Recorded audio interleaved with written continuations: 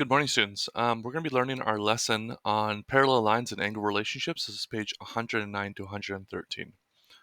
So yesterday we talked about a couple different things, but primarily we talked about perpendicular, how to make lines perpendicular, and we're going to be we're going to be using some of those skills today.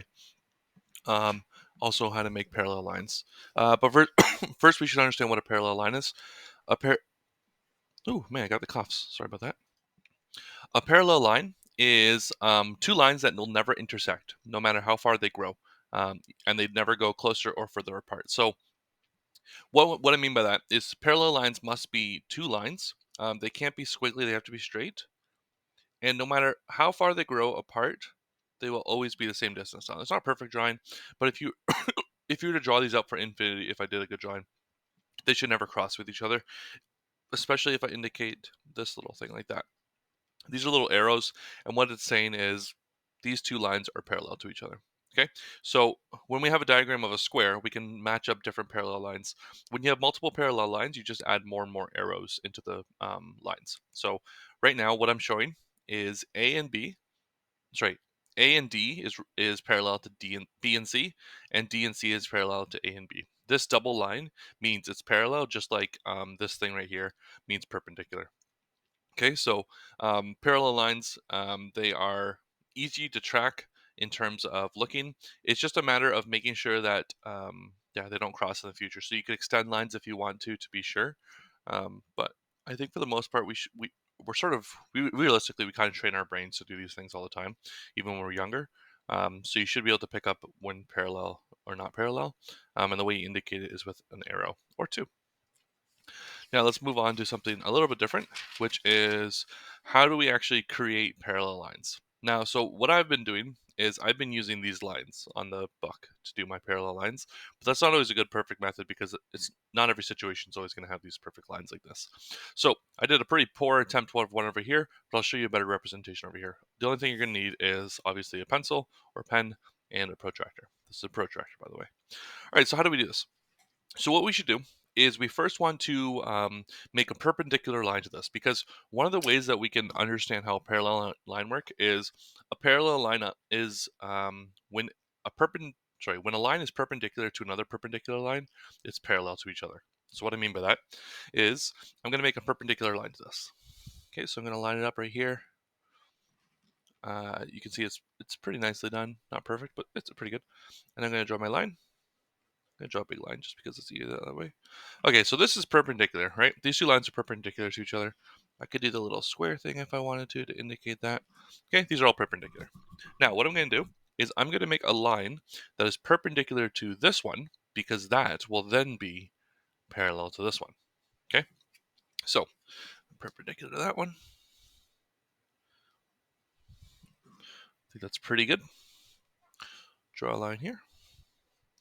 And these two lines now, these two lines should be parallel to each other, because I made two perpendicular angles, which combined will make a parallel angle. Okay, so this is how you would actually create them yourself. I did it a whole bunch of different ways with my protractor before I did this, as I was like looking at this work, and I did like this originally, and I did a little ticky mark. It doesn't make sense, honestly. The best method is line up your line with a dot and the 90-degree, and then just use the flat side to actually draw your lines. It's just a lot easier, and this would be a perpendicular line. Okay, so that's what our first set of pages are. And then our next set of pages is talking about angle relationships.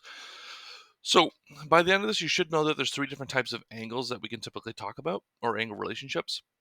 So this seems like a weird one, but it's kind of the basis of all the other ones. So a straight angle is essentially a straight line. Okay, so I have a vertex here, even though it doesn't look like I have a vertex. I have a point there. I can call that a vertex. And what this says is this line and this line combined together equal 180 degrees, because every straight line is 180 degrees. Okay, so that's the most basic one. Adjacent angles have a shared vertex and arm. So what I mean by adjacent is anything that's beside each other or right beside each other, that's typically adjacent. So this angle A is adjacent to angle B. Okay?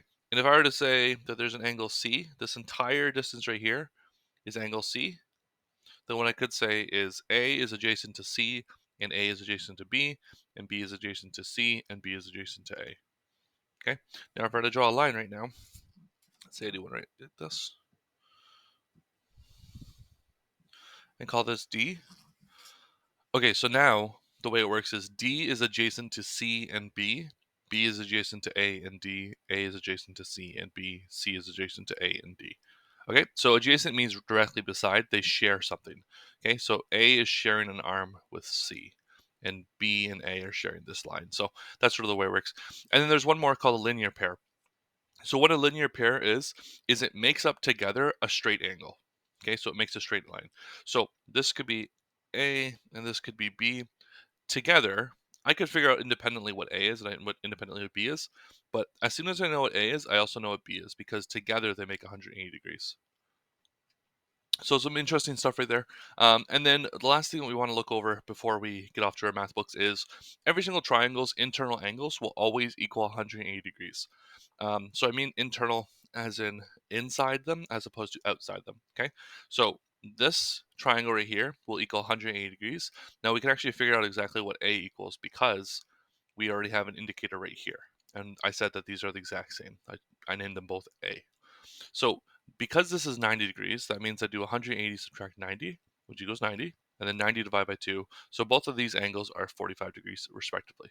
And you could do other questions that are asking similar questions. There'll be something like maybe there's an angle that's 40 degrees and the other two angles are identical. What's the angle of both other angles? So it depends on what you're doing, but altogether, triangles' internal angles will always equal 180 degrees. Okay, I hope this was helpful. This was page 109 through 113. Have a good day.